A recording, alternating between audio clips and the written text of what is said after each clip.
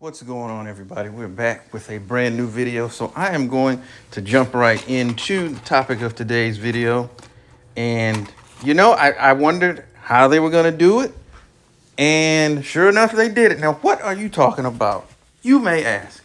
So, for those of you who don't follow us on our Facebook page, the link to which will be in the description box, I asked prior to game 3, I said, when and if the Lakers lose, and I'm paraphrasing, but what excuse will be used to explain away the loss?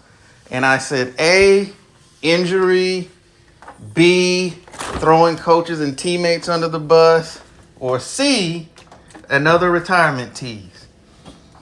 And I'll be doggone if he swerved and went D. So for those of you who are unaware, and I don't have the audio because I just don't. But at any rate, at the post-game presser, he was asked by a reporter, is this going to be your last game as a Laker? As you know, there has been a subject that has swirled about over the past several weeks and has been dipped and dabbled about even as the season has moved about. We all remember the New York Knicks incident and all that good stuff. So he says that he's declining to answer the question and abruptly leaves the press conference. So why am I bringing that up? Not in and of itself the fact that he said it, but the fact is he managed to do it again. And what am I referring to? You may ask. He has figured out a way to hijack the attention, if you will, away from the fact that the Lakers lost, away from the fact that they were defeated again by the same team, this time in 5 games instead of a sweep, instead of the late game heroics of Jamal Murray, the play of Michael Porter Jr., all that has been kind of pushed to the side yet again. And yes, I'm talking about it. I get it. So at a certain level, I am contributing to it, but unfortunately, it's a story. And since we cover sports, here we are.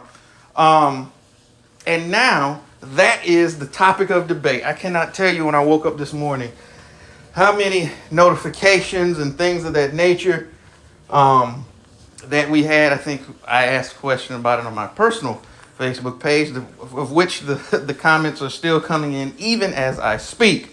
So once again, he's managed to do it, and now that it's been put out there, the Clutch Sports media acolytes and affiliates are taking it and running with it, and that is becoming the talking point of that, and not the win by the Denver Nuggets. And here I may have to do a separate video. And here's the thing that bugs so many people about LeBron James. It's not that you lost, because there have been plenty of all-time greats that have lost. There have been plenty of all-time greats who didn't win championships, and so on and so forth. That's going to happen. Not every all-time great or great player is going to win a championship. Sometimes that's just the way that cookie crumbles. But I think what people have a problem with, and people are becoming more and more fed up with, is that there's always an excuse. There's always some sort of external factor that he had no control over, that he was the victim of, that ultimately caused his defeat. Whether, if you all recall, whether in 2016 where he walked up there with that scarf wrapped around his hand, talking about that he had broken his hand, which we all knew was a bunch of garbage. Whether it be him blaming injuries again with the whole foot thing, which, by the way, did he ever have that surgery? Just asking for a friend. Or whether it be after the fact blaming teammates and throwing them under the bus. It's just always a reason. And none of these excuses are ever, and when I say this last part, if you can see me, I'm using excuses with air quotes. None of them are never, you know what? This team, over the course of this series, they played better basketball than we did. We had some opportunities, but ultimately we didn't capitalize on them. And they did, and they came out on top, and you have to give them credit. You never hear that. You never, ever hear that. Instead, what you see is excuses.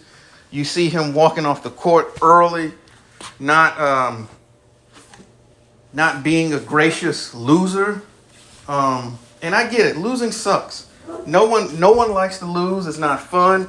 You don't do all of the work that those guys do in the off season and during the season. You get to that point, you lose, and it sucks. Yes, I get it. But if you're gonna be up there, with your chest all swole out when you win, and talking about how a win makes you this and that, and you're the greatest, and you're all of that in a bag of chips.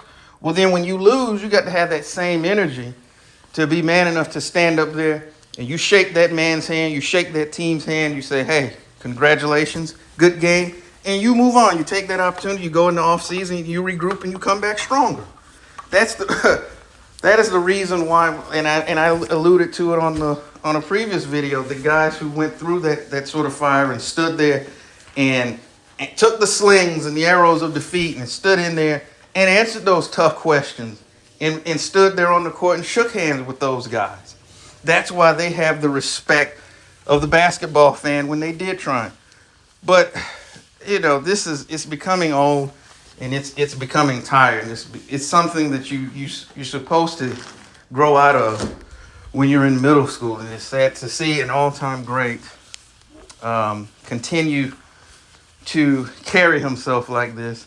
And yet, he wonders why he does not have the respect of the people. Well, this is why.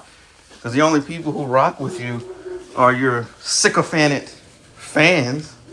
Even the Lakers fans who begrudgingly embraced you are tired of this shtick.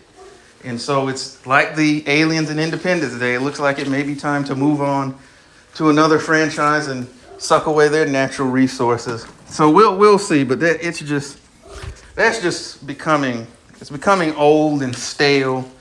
But no one, outside of us on the independent space is going to say this. They're going to continue to carry that water and make those excuses. But with that being said, I'm going to wrap up. I did not mean to go on as long as I did, but nonetheless, thank you for spending a few moments with us and let us know, what do you think? Is this of what LeBron had to say? Is it a case of business as usual in terms of how he conducts himself after a loss? By the way, I didn't get to the fact, he walked off the court again early. Way to be an example to the next generation, but I digress. So let us know what you think in the comment section. We'll be back with more videos real soon. Take care, and as always, tell the ones that you love them. Peace.